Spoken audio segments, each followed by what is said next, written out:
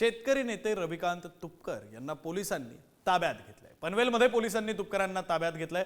पोलिसांनी अडवल्यानंतर आंदोलन आक्रमक झालं। पोलीस आणि आंदोलकांमध्ये धक्काबुक्की सुद्धा झाली, काहीशी झटापट झाली। शेतकऱ्यांच्या विविध मागण्यांसाठी तुपकर आक्रमक झालेले आहेत, तर तुपकरांच्या अटकेनंतरही शेतकऱ्यांनी समुद्रात सोयाबीन ओतलेलं आहे।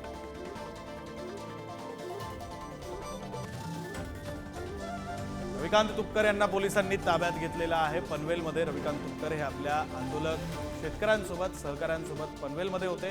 त्यानंतर पोलिसांनी त्यांना मुंबईमध्ये जाण्यापासून अडवलं आणि त्यावेळी रविकांत तुपकर सोबतचे शेतकरी आंदोलक आक्रमक झाले।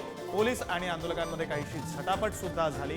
त्यानंतर पोलिसांनी रविकांत तुपकर यांना ताब्यात घेतलं, सोबत त्यांच्या काही सहकाऱ्यांना, आंदोलकांना, शेतकऱ्यांना ताब्यात घेतलं। मात्र यानंतरही काही शेतकरी जे मुंबईमध्ये पोहोचलेले होते त्या शेतकऱ्यांनी समुद्रामध्ये सोयाबीन ओतलेलं आहे आणि आंदोलन केलेलं आहे। रविकांत तुपकर हे आता आणखी आक्रमक झालेले आहेत। पोलिसांनी ताब्यात घेतल्यानंतर त्यांनी पुढल्या वेळी गनिमी काव्याने येणार असा इशारा सुद्धा दिला। तर ही दुसरी दृश्य जी आपण पुढारी न्यूजच्या टीव्ही स्क्रीनवर पाहतोय, सोयाबीन समुद्रात शेतकऱ्यांनी ओतलं त्यावेळची ही दृश्य। सोयाबीन समुद्रात ओतणार, कापूस समुद्रात फेकणार आणि सातबारा समुद्रात बुडवणार आणि त्यानंतर आम्ही कर्जमुक्त झालो असं समजणार, अशी प्रतिक्रिया रविकांत तुपकर यांनी सकाळी माध्यमांशी बोलताना दिलेली होती।